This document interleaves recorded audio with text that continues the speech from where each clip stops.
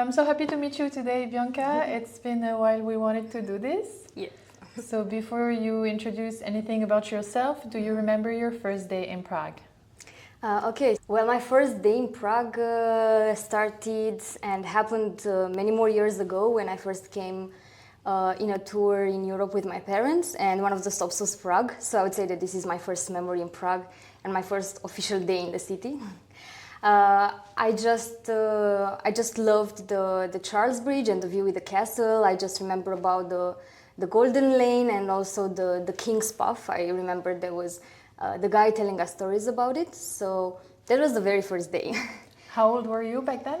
I would say that I was around 12 years old. Okay. But we were visiting, and Prague was one of the stops of the trip, and it was just great city, and that was it at the time. And then years later, I first came here as the first day of this longer journey in Prague in 2019. I remember I landed in Prague on 1st or 2nd of February, and it was a really cold day of winter, but which just became better because I moved to this new flat where I was going to live for a while, and it just had the inclined rooftop.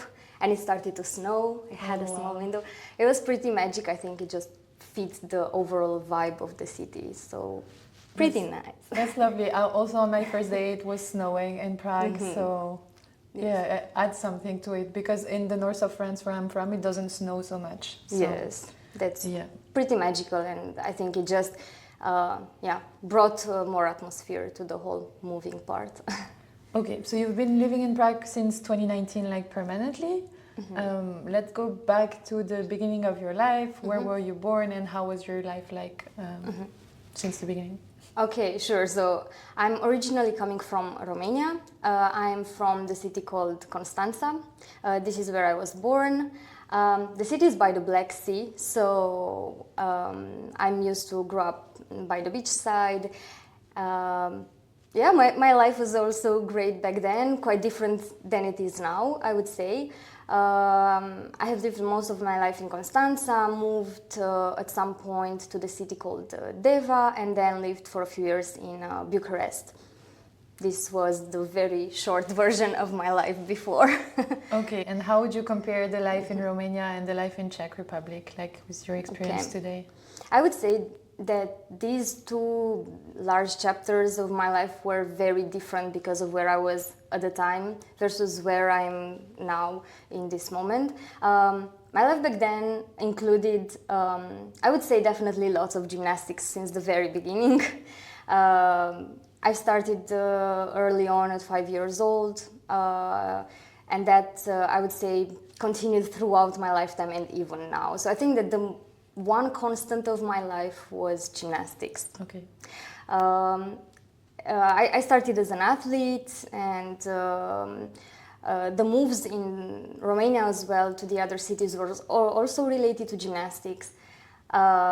Somehow also the partly of my moving to Prague was also connected to that. So at the beginning, I would say there were generally lots of training, the school, being with my family and friends, growing within these specific goals that I've had as a child, as a teenage person, and then moving on through school, university, and then these national gymnastics camps back then in Romania, which definitely shaped my life back then. That sounds super intense. Like, is like gymnastic very famous in Romania, or is it just like someone in your family that had this idea? I wouldn't say they had the idea. Of course, I started gymnastics thanks to my parents. They were the first who brought me there. If gymnastics is popular in Romania, I dare to say I'd call it one of the national sports of the country. It has a very strong history, popularity, tradition. And I would say many of the young girls would start, but not only girls and also boys, which is great. And this is just how it started. Okay. So until what age were you an athlete, gymnastic athlete? Okay, so if I'd have, I'd go by years rather than age. I did retire. We can call it retirement. Nice. A career transition, but I'd say the retirement from sports were at the age, not age, but the year was 2017. Okay. Yeah, that's... Yes. Oh, I mean, it's almost 10 years Well, now, it's but yeah. not that long, but it's actually almost 10 Yes, years yes, indeed. yes. So. But Yeah. so yeah, more of half of your life, I guess, is like gymnastics. Exactly. Focus. I counted once, so as an athlete, there were 16 years. What's your best memory of like this gymnastic career? Okay, the best ones, I think, of course, there are a few. Many of them are related to the big achievements for sure, such as, I'd say, the World Championship in Mexico back in 2014. That was the year when, together with the group of 5, we won the World Championship in Mexico. I'd say that would stay with me forever. I was just turning 18 years old, and at the senior category, I was the youngest, and that was really memorable. And we also had silver with the team, so that would be the first Wow. experience as a senior athlete. A little clap Thank for you it. so Like, much. congratulations again. Thank you. That's amazing. Thank you so much. All right. So you've lived in several countries, right? Romania, Czech Republic. What else? Well, the first time leaving from Romania was when I ended the gymnastics chapter, and I looked to what's next, to what could I do to challenge myself, but in a slightly different direction. And that's when I was studying for my bachelor's thesis for a sports motricity and coaching program. And there appeared a combination of my love for internationalization, traveling, sports, gymnastics, and that was Erasmus. And the first decision to live for a longer period of time and live abroad was through the Erasmus Plus program. And I went for the first time in Finland. And I was there for a semester, approximately 6 months, in the city called Kajaani, in a place in the middle of nowhere, a wonderful winter paradise. Oh, wow. Oh, you went to the winter semester? Yes. Wow. I took the challenge on. So the beginning of that was 2018.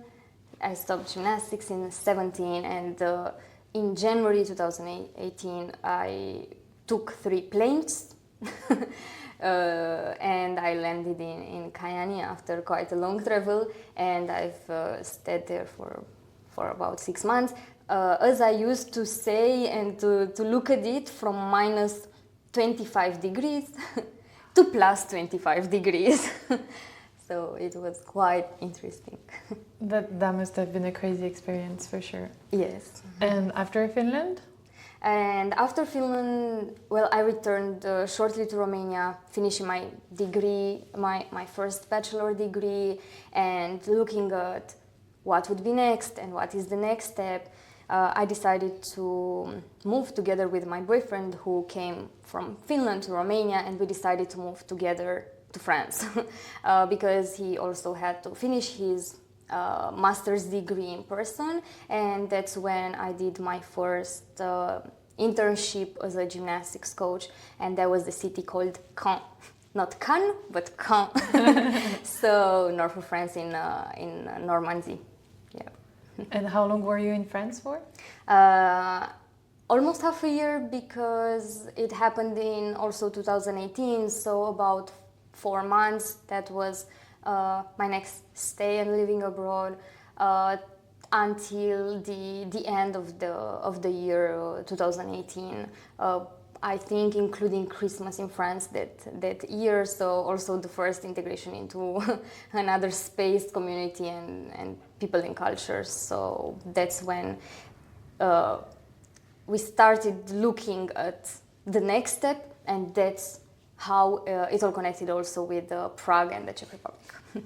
Okay.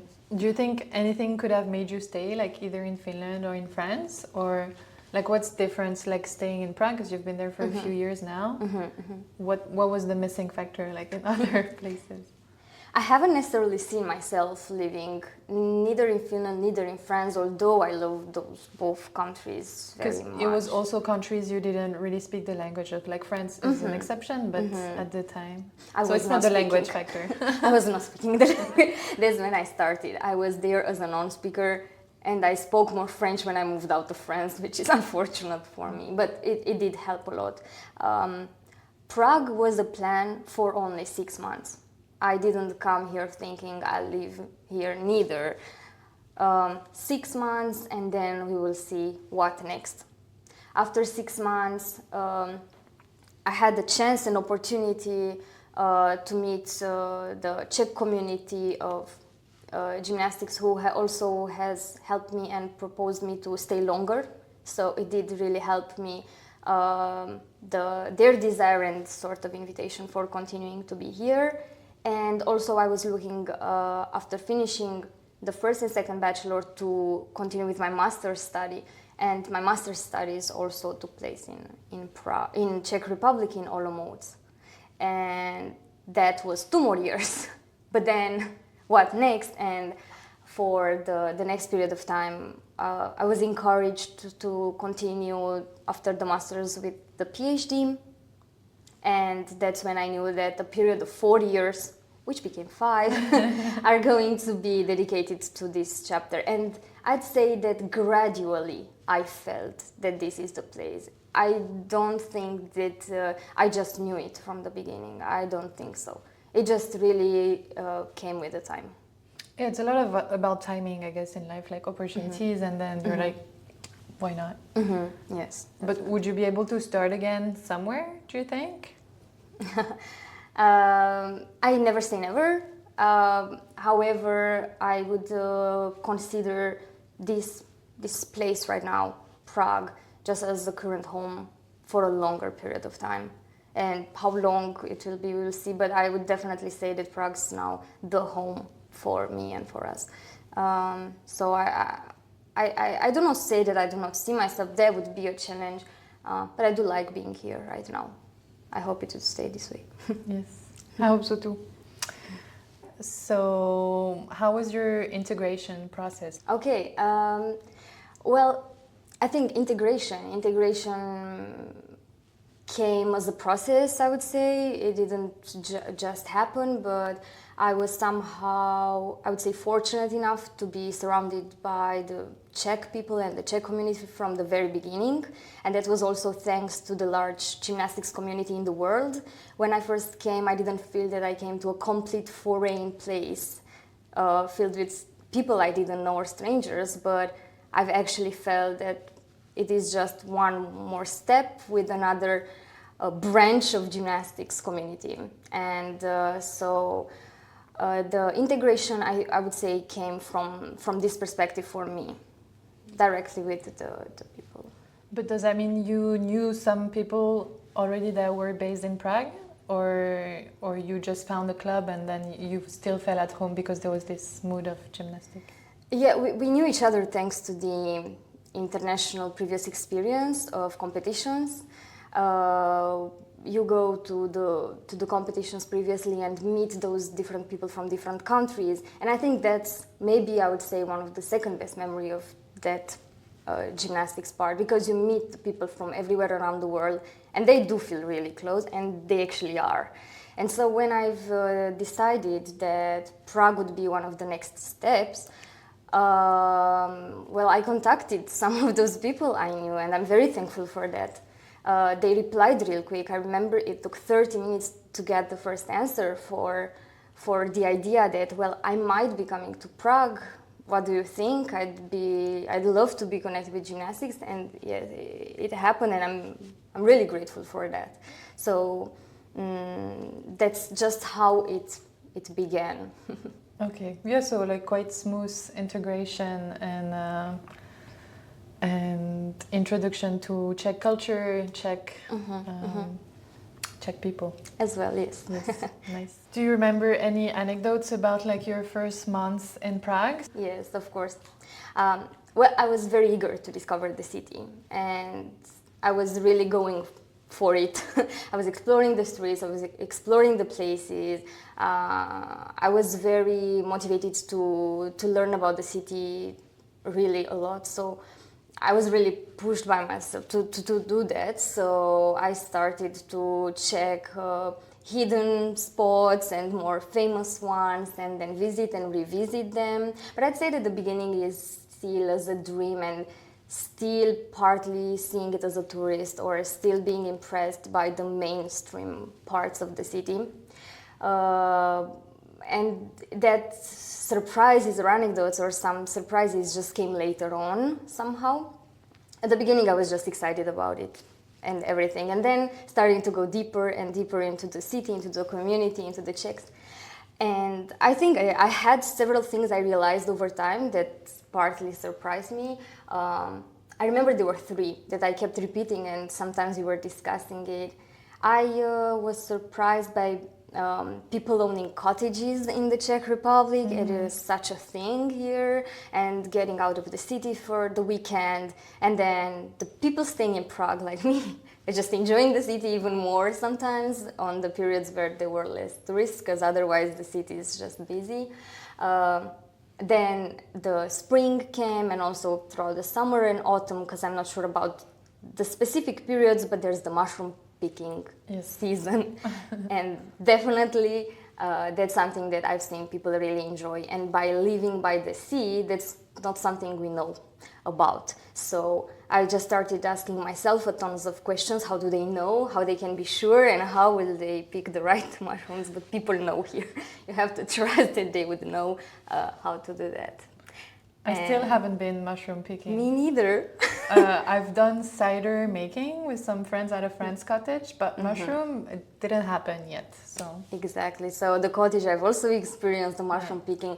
Not yet, although every year it's part of the possibly to do. And there was a third thing that's about people owning dogs. I think that's also very friendly part of the city and of the community, and places are very dog friendly as well in here. So I think those were highlights that everybody who's living here for a while, I think, notices, and it's part of the culture, I would say. yes, true. My friends always laugh that depending which country you're from, but the names of the dogs here in Czech, they could be the name of your friend, you know, like I see. I have a friend named Hugo, and there's a lot of dogs called Hugo in Czech Republic, and this doesn't happen in France so much. You don't call your dog Hugo. Exactly. So those like, cross-cultural differences apply also for that. Yes, for sure. How Czech people do with your names actually? Like, is it okayish, the pronunciation, or you had some stories? Well, I'd say that my first name Bianca, it's pretty easy to pronounce. I was rarely called Blanca, but I'm then getting back to my name Bianca, and this is the first one. Maria, it's not too difficult to pronounce, well, my middle name, so when I go Bianca Maria, it's fine. Okay. My name prior marriage was Gorgovan, which was not bad for pronunciation either. But then I got married and I decided to change my surname following my husband, which is Laroer. And that's not the easiest to pronounce, especially if people would like to write it down or repeat it after you. So I have the version Laroer for introducing myself, and I have the form Laroere for people wanting to write and understand the name. Yes, I think I adapted to this like with my last name maybe 3 years after arriving in Czech Republic, and at some point I realized I was like, maybe I should pronounce it the Czech way, and then it'll lift the problems out of the way, and actually works quite well. Yes, that's right. But every time I introduce it, I like to pronounce it the right way. I think that it sounds well, so I'm usually going for the original spelling of it. Nice. So you just mentioned 3 surprises you had. What about your 3 best moments in the Czech Republic? Okay. Well, that connects nicely with my name story, perhaps. Because, okay, if I'd have to pick one of the best moments, I would say that I would have to definitely mention the wedding here in Prague. We've decided to get married here, and I would say it was the best decision we could have done. As I am from Romania and my husband is from France, Prague was just in the middle of the two ways and also representing our home.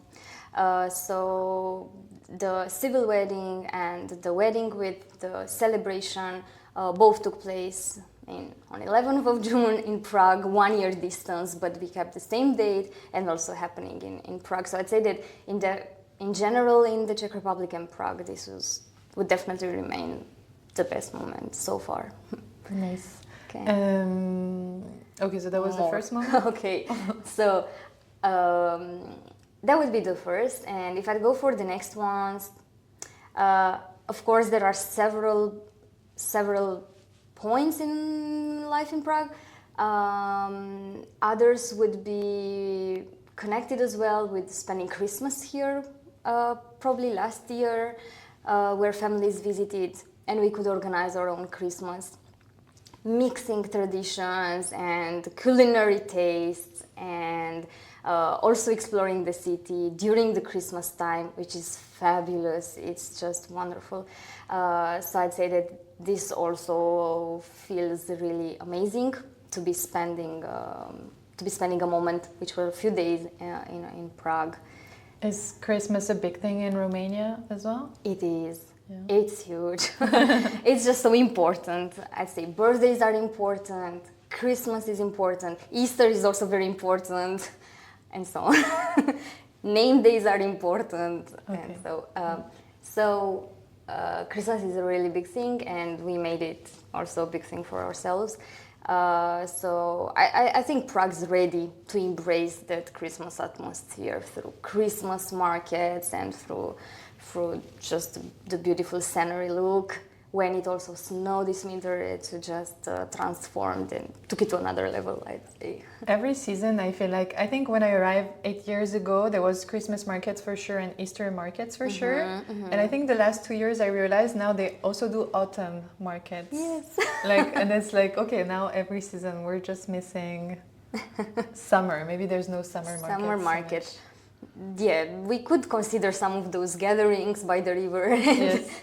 And the general weekend markets as well, with the thematical, could be summer. And then there's Easter, and I also feel like it gets extended onto the spring general vibe of celebration, which is also True. beautiful. Yeah, beautiful moments. Yes. A third one you're thinking about? Okay, I'll combine two into the third.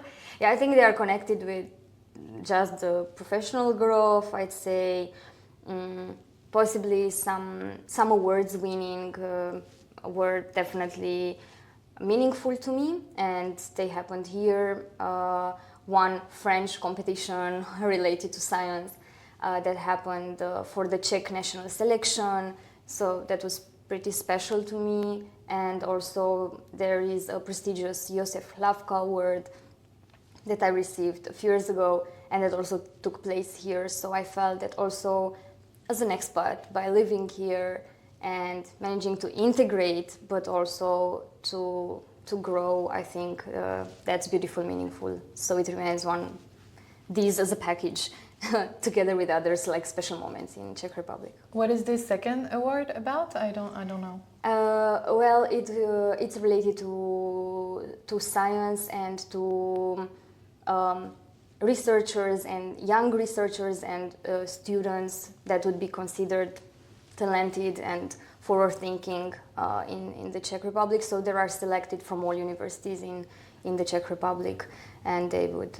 organize it on a yearly basis. So a few years ago I was nominated by my faculty and then been awarded. So it's just beautiful, and I'm also grateful for that. Yeah. Nice. I mean, it sounds like you're very hardworking and like very disciplined in a way. Probably comes from gymnastics. Like, correct me if I'm wrong. But one fact that I would say also surprised me when I came to Prague. So I joined here for an internship. I was working only with Czech people, and they all had 2 jobs and they were students. And I was like, that's crazy. Like in France, if you're a student, you have maybe 1 job, but like 2. And then on the weekends, they're going like hiking and everything, like they never stop. And I was like, wow. like you really have to organize yourself if you want to meet your friends. Like yes. So, but yeah, it sounds like maybe the Romanian culture is like similar to the Czech one in a way. Would you say? Well, that's interesting, and the point you mentioned with hardworking, I've definitely noticed it as well. It's one of the highlights I feel about it. I do feel, at least the people I know and around me, they're very hardworking. And as you say, their weeks are full and their weekends are even fuller sometimes. And I do feel like these are really hardworking people, which on a personal level, I love because I do feel like it's great. And I'd say that this style, this part of their style also suits me. So it probably helped me to be feeling integrated.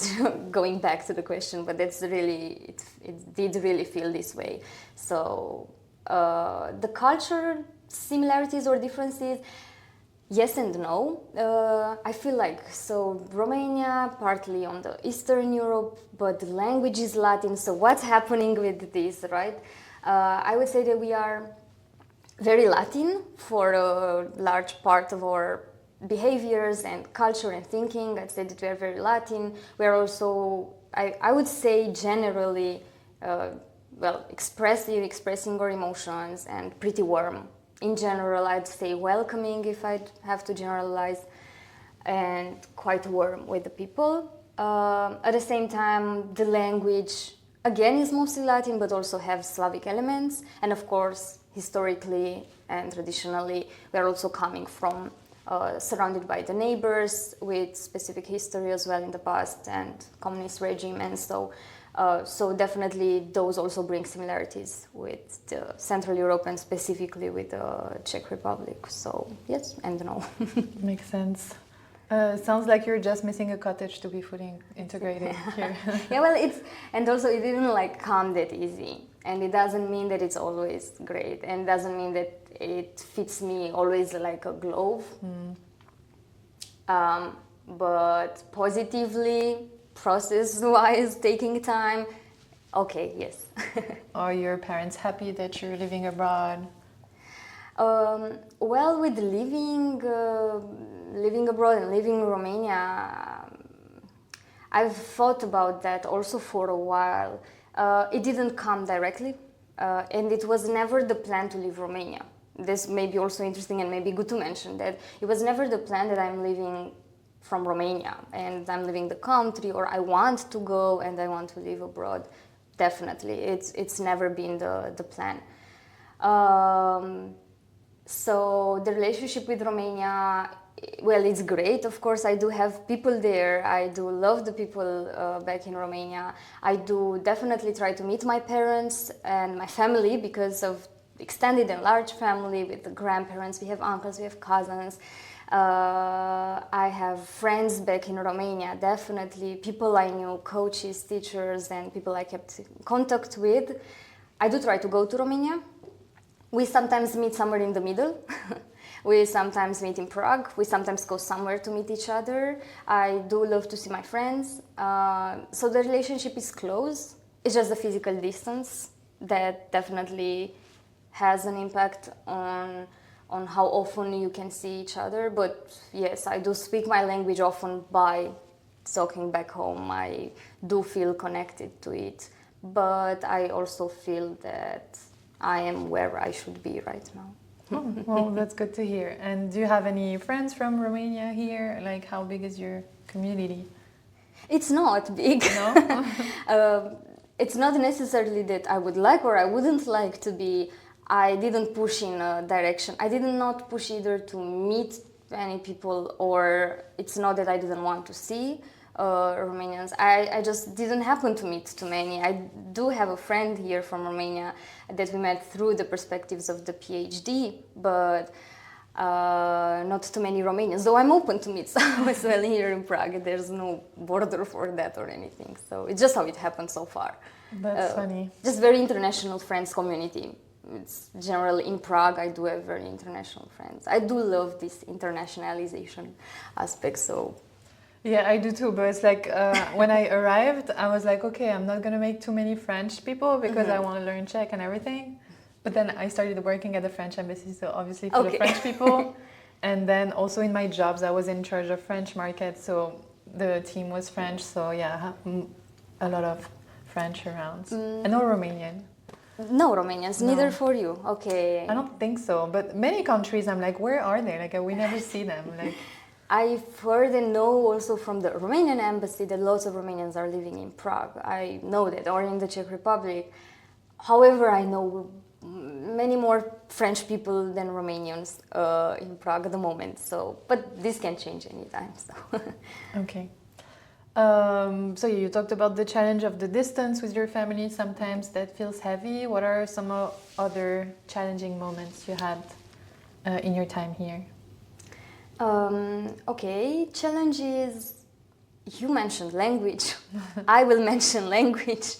Well, language, it's a little bit difficult to learn on a daily basis, using it for work professionally.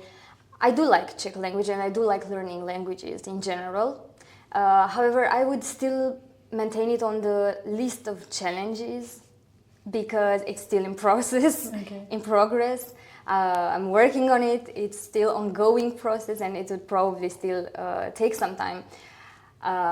So I would call it a challenge, but a positive one because I'm still feel motivated to learn it. As I feel like living here, I'm definitely eager to learn the language. I do find it useful. And I did try different methods on studying by myself and also taking courses. And I will just continue with that. I think it just has to continue. I just have to continue and to try more. It did definitely get better, but not to the level that I would be satisfied with it. I just have to continue with that, I think. So all the focus stays on Czech. Although when I came to the Czech Republic, I was studying by myself French. So that's the first years of being here. I was using the language learning energy on French one first, and then I switched to Czech. Yeah, I don't know if there's like studies that show how much energy it's needed to learn a language at like different ages. I would be curious to evaluate how much energy I spent towards learning Czech these past like 7 years. Yeah. I'm always happy to look at studies. I can check it. So we can check that definitely. Okay. Did you want to share any other moments or challenges? Yes. Or more challenges? For everything else, I would say that everything that felt as a challenge, I put it on a to-do list. So it instantly becomes just something I have to break it into smaller pieces, take it step by step and get past it or embrace it or work on it or just consistently dedicate myself to it. So I wouldn't call any others challenge, but adaptation, consistency, as I mentioned, and just working on it. So, of course, there are. Like looking back on like all of your life and decisions and work, like would you do anything differently, do you think? Oh, differently. Oh, I could definitely do better. I definitely be able to do more. I think I could do always something somehow more efficiently, probably. But that's just the best I knew at the time. And the best I could do with everything I knew and with everything I had and with just everything I was handling at the moment. So, well, it would be great to say yes, but at the time, no. So I'm just embracing those step-by-step efforts throughout my life so far. And I think just what is important is just like learning from those. Probably not repeating the same mistakes, but make new ones. That's important. And continue to evolve, and I think that just never stop growing or never stop wanting to learn more. Never think that you know everything, definitely not. I think those are important for me rather than doing things differently and see what's next. Yeah, makes sense. Like recently I've been thinking like, oh, what would I be like if I had stayed in France this whole time, you know? Like, yes. how would I be different of a person or a different life I would have? And it's just so crazy to me, like how many paths in life there is, and you just have to like not stick to one because there's many things you can experience. Yes. But still, like making its own choices. Yeah, I think there are so many decisions and there are so many choices, as you say, that we have to make. And I don't think that there is one perfect decision we could make. I don't think there is only one right choice we could do, but rather choose one and then work the best you can with all your resources and what's in your power, especially what's in your power, to work with that decision that you made. I think that's just really so important. Yeah. Do you think you have good intuition? I hope so. I hope so, and I think intuition works best when you are working hard in a way as well. I hope so. Interesting. Why is intuition? Can you develop a little bit on this, if you want? Like intuition? Like, why is intuition working better if you're working hard or something like this? Okay. Well, I just say that all of these choices together, because it feels like all these connected points are coming towards you when you are actively looking for them. Okay. More in the way that these things don't just happen, except if you are actually at least aiming towards them, opening your eyes, seeing them. Because many times options are there and we're just not, sometimes I feel like looking hard enough. I'm not saying things are easy or everything is smooth at all. But I'm just thinking that, well, working towards the goal provides you just more chances of reaching it rather than waiting for the outcome to come to you. Yeah, I guess if that makes sense. It does make sense. But I'm usually seeing things like my life choices that I'm just on a path. Like I don't really know what my goal is, but then some opportunities come to me. But yeah, you're right. It's because I'm already on a path and it guides it. But I'm seeing it more like, then I'll just go this way this time, and maybe next time I'll go this way. Well, yes, because in the end you have to think whether you are doing this opportunity or the other, because even not making a choice is a choice. So there are just many choices, and well, choices are important. Even having the opportunity to make choices is just so incredible, and we do have that. We do have some level of autonomy, which I think is just helping so much, shaping our future. Yes. Yeah. What would your ideal day in Prague be like? Okay, would it be a winter or a summer day? As you wish. You can have two ideal days. Okay, I just take a day. I would just take a day in Prague. I would wake up and I would have time for breakfast. I do enjoy having a little start of the day that it would just like strengthen at least the first half of my day. And I would say that I would go to work. I do like my work. I do love my life there. So I would do a little bit of science. I would go work on an article. I would go teach a lesson. I would just include that part of my life into my ideal life for sure.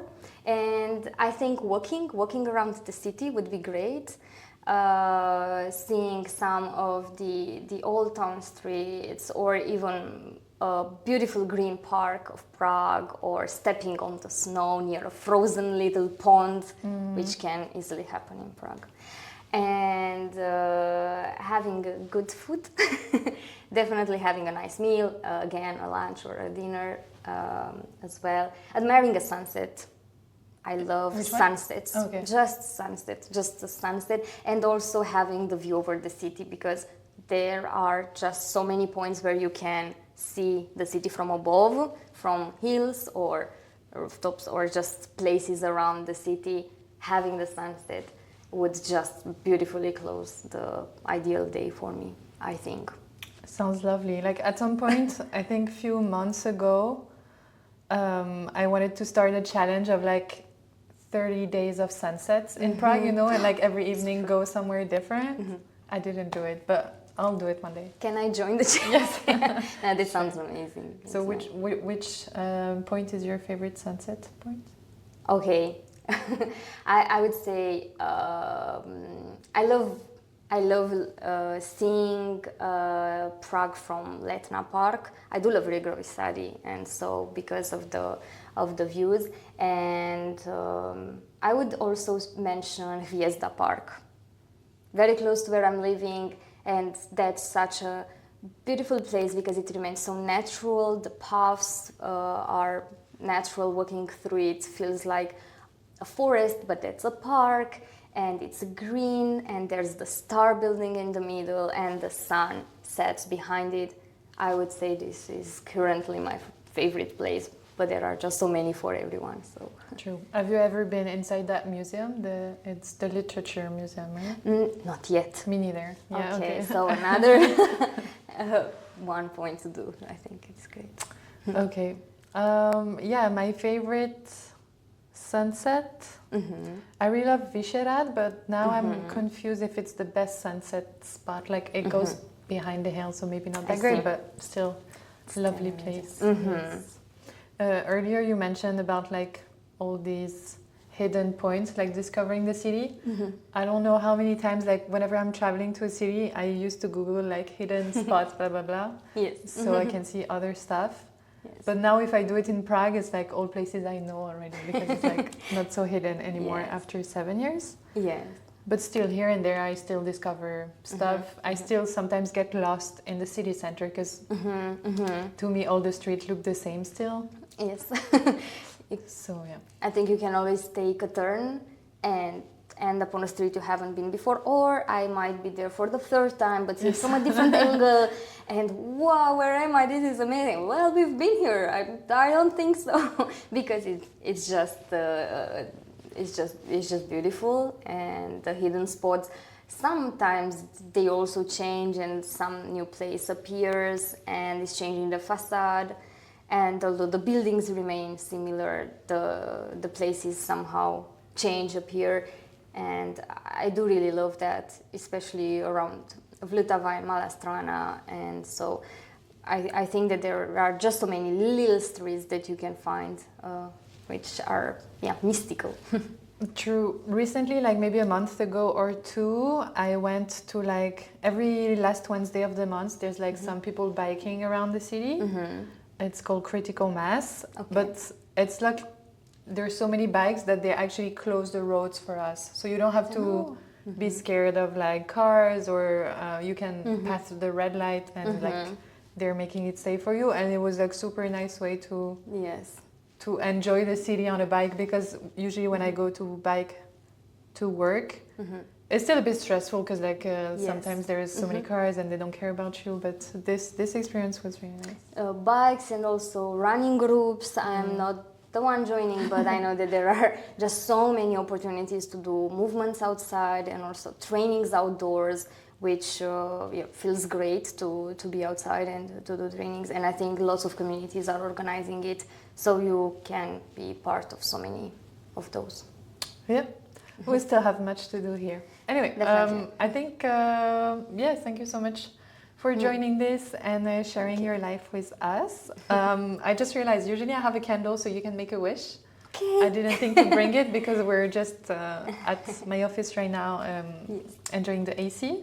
But maybe let's just think about a wish and we can end it here. And basically, if it becomes true, you can come back on the podcast and tell us about it. With pleasure. Okay, thank you. Thank you. Wish. Thank you so much. Thank you so much for having me and for organizing it. Thank you.